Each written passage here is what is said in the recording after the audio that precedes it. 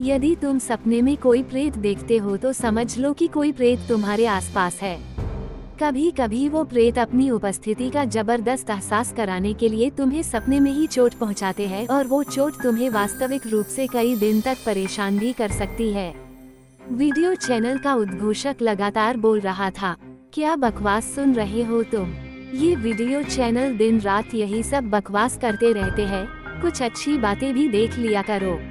अदिति ने सिड को समझाते हुए कहा, सही कह रही हो अदिति, ये सब बकवास सुनने से दिमाग में कई किस्म के भ्रम पड़ जाते हैं। सिड ने वीडियो चैनल को बंद करते हुए कहा, सुनो, 4 दिन के लिए मम्मी के घर जाना है, तुम खाने का कैसे करोगे?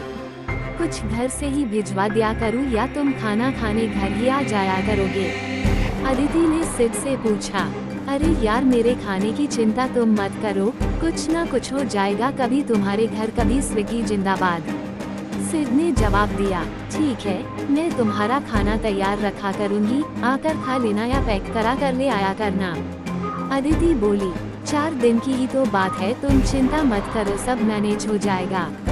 सिड बोला। अगले दिन चारों ओर अंधकार को देखकर सिड का मन खाने को नहीं कर रहा था, लेकिन अदिति की जिद की वजह से उसे उसके घर 10 किलोमीटर दूर अपनी ससुराल में जाना ही पड़ रहा था। क्या मुसीबत है, कैसा बेवकूफ हूँ मैं भी, शाम को ही खाना खाने निकल जाता तो अच्छा था, अब इतनी रात में घर से निकलना एक बेवकूफ़ी ही थी। सिड ड्राइव करते हुए बड़बड़ा रहा था। सर्दियों का सीजन होने की वजह से मेन रोड लगभग जाम थी, इस वजह से सिड ने बाईपास से ड्राइव करके ससुराल जाने की सोची थी, लेकिन अब अंधकार की वजह से उसे चिड़चिड़ाहट सी हो रही थी। तभी सामने रास्ते में एक बड़ा सा पेड़ का तना पड़ा देखकर उसकी चिड़चिड़ाहट और ज्यादा बढ़ गई। उसने कार रोककर तना हटाने का निर्णय लिया और कार रोक दी। तना काफी भारी था। जैसे ही उसने वो तना उठाया, सामने काले कपड़े पहने अंधेरे में अंधेरे का हिस्सा बना वो हैवान उसके सामने आ गया।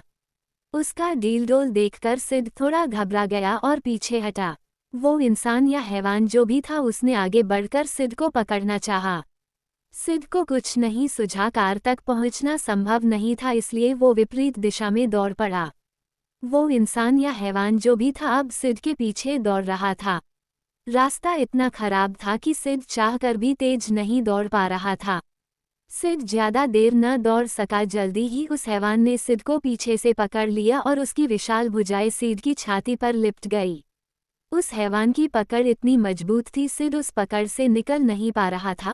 उस पकड़ की वजह से सिड की छाती में भयानक दर्द हो रहा था और उसका दम घुट रहा था। दम घुटने के उन्हीं क्षणों में सिड की आंख खुल गई और उस भयानक सपने का अंत हो गया।